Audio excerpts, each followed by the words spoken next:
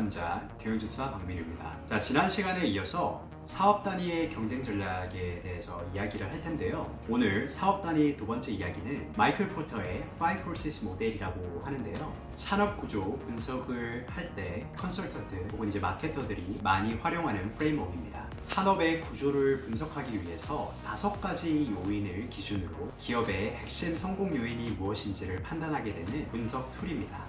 자, 지금부터 소개드릴 이 5가지 요인들에 의해서 산업과 그 기업이 가지고 있는 사업의 수익률이 결정된다라고 보았는데요. 기억을 편하게 하기 위해서 앞 글자만 따서 제가 먼저 말씀을 드리면은 기, 잠, 공, 구, 대라고 합니다. 다시 한번 따라해 보시죠. 기, 잠, 공, 구, 대. 자, 첫 번째 기는 기존 기업을 말합니다. 두 번째 잠은 잠재적 진입자를 말하는데요. 세 번째 공은 공급자를 말합니다. 네 번째 구는 구매자를 말하고요. 다섯 번째 대는 대체제를 말합니다. 자, 이렇게 산업에 참여하는 5가지 주체들에 의해서 각 기업과 산업의 수익률이 결정된다고 보았습니다.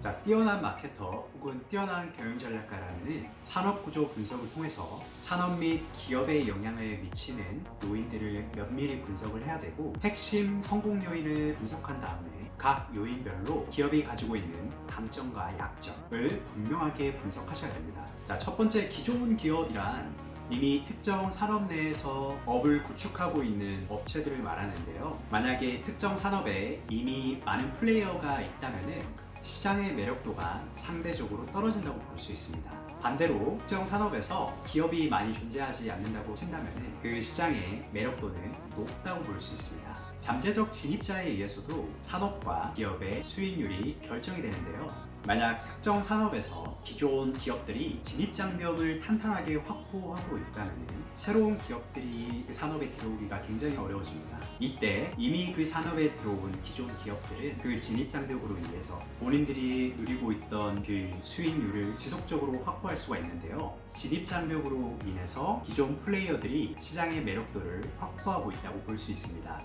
다시 말해 잠재적 진입자의 위협이 낮다라고 하면은 시장의 매력도가 높다고 볼 수가 있고, 잠재적 진입자의 위협이 높을 때는 시장의 매력도가 떨어지게 되는 것입니다. 이 진입장벽을 결정하는 2가지 요인이 있는데요. 첫 번째가 규모의 경제에 의해서 발생하는 경우입니다. 특정 시장에 진입하기 위해서 막대한 비용이 든다면은 기존 업체가 아닌 새로운 진입자의 경우 그 천문학적인 비용을 지불할 능력이 부재하기 때문에 그 시장에 들어갈 수가 없게 되는 것입니다.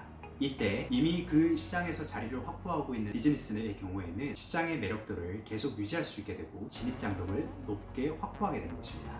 자, 두 번째가 기술에 의한 진입장벽이 발생할 수 있는데요. 특히나 이제 IT 그리고 이제 특정 제조업에서 기술력이 확보가 되지 않는다면 도저히 진입할 수 없는 시장의 경우에 그 기술력과 특허, 차별화되는 전문성을 가지고 있는 지식집약형 사업의 경우 그 사업 자체만으로도 이미 높은 진입장벽을 확보하고 있기 때문에 그 진입장벽으로 인해서 기존 플레이어들은 시장의 매력도를 충분히 누릴 수가 있는 것입니다. 쉽게 말해 진입장벽은 기존 업체들이 신규 진입자에 비해서 상대적 우위를 누리게 되는 현상을 말합니다. 자, 세 번째 공에 해당하는 공급자, 서플라이어에 의해서 산업과 기업의 수익률이 결정이 되기도 하는데요. 한 기업이 활동하는 특정 시장에서 공급자의 교섭력이 높다라고 했을 때는 기업의 입장에서는 시장의 매력도가 떨어집니다. 자, 예를 들어서 원자재를 구입해서 완제품을 가공하게 되는 오퍼레이션 과정을 거쳐야 하는데요. 밸류체인상에서 원자재를 공급받은 다음에 가공을 거치고 제조를 거친 다음에 아웃바운드 로지스틱으로 나가게 되는 그러한 과정에서 원자재의 원가가 너무 비싸고 공급자의 교섭력이 너무 많다면 그 원자재를 비싼 가격을 지불하고 구입을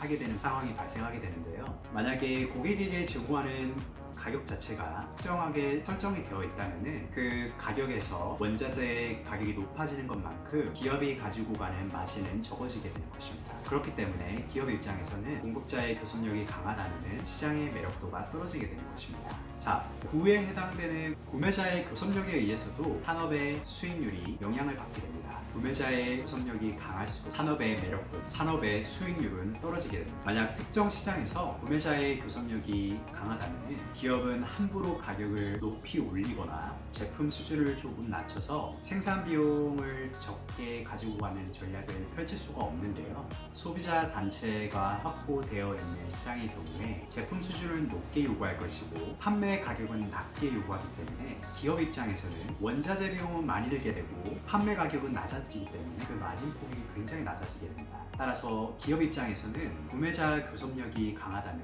산업의 매력도는 떨어지게 되는 것입니다. 자, 마지막으로 대체재에 의해서도 산업의 수익률이 영향을 받는데요. 예를 들어서 닭고기 가격이 올랐다고 하면은 그 대체재라고 할 수 있는 돼지고기 혹은 소고기 혹은 다른 단백질 제품들이 판매가 올라갈 수 있는데, 이 경우에 특정 제품을 대신할 수 있는 유사 제품군을 대체재라고 합니다.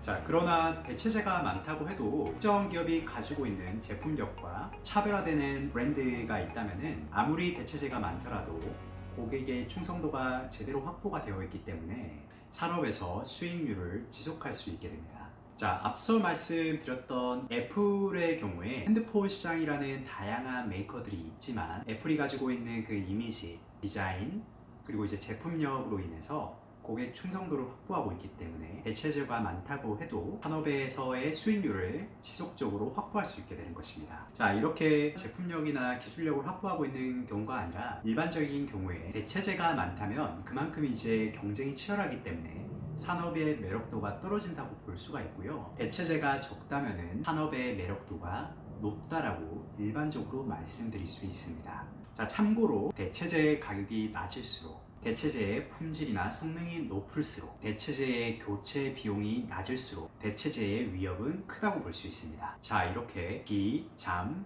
공, 구, 대 라고 5가지 요인에 의해서 산업과 시장의 매력도가 결정되게 되는데, 지금 이 내용을 보고 계시는 중소기업 대표님들께서는 자, 우리 사업이 어떠한 시장에서 어떠한 요인들에 의해서 산업의 매력도를 제대로 판단하고 있는지, 우리에게 위협이 되는 요인은 무엇이고 우리에게 호재로 작용하는 요인은 또 무엇인지 그 산업에 대해서 분석해 보시길 바랍니다. 자, 오늘은 사업 단위에서의 경쟁 전략인 마이클 포터 교수의 5 Forces 모델에 대해서 이야기해 보았습니다. 자, 관련해서 궁금한 사항이나 특정 시장에서 지금 이 내용을 시청하고 계신 대표님들께서 실제로 운영하고 계신 사업에 대해서 관련된 질문을 댓글로 달아주시면은 제가 그 경우에 맞춰서 피드백을 전달드리고 관련해서 제가 가지고 있는 정보를 공유드릴 수 있도록 하겠습니다. 자, 여러분, 오늘도 마케팅 사전을 시청해 주셔서 감사하고요. 설명드린 마이클 포터 교수의 5 Forces 모델을 지금 운영하고 계신 사업 전략에 활용하셔서 산업과 사업에 대해서 충분히 이해하시고 활용해 보시길 바랍니다. 코로나 때문에 많이 지치고 절망을 느끼고 계신 중소기업 대표님들이 많으시겠지만 제가 조금이나마 여러분들께 도움이 될 수 있고자 시간을 쪼개어 여러분들에게 도움이 되는 영상을 지속적으로 올릴 수 있도록 하겠습니다. 감사합니다.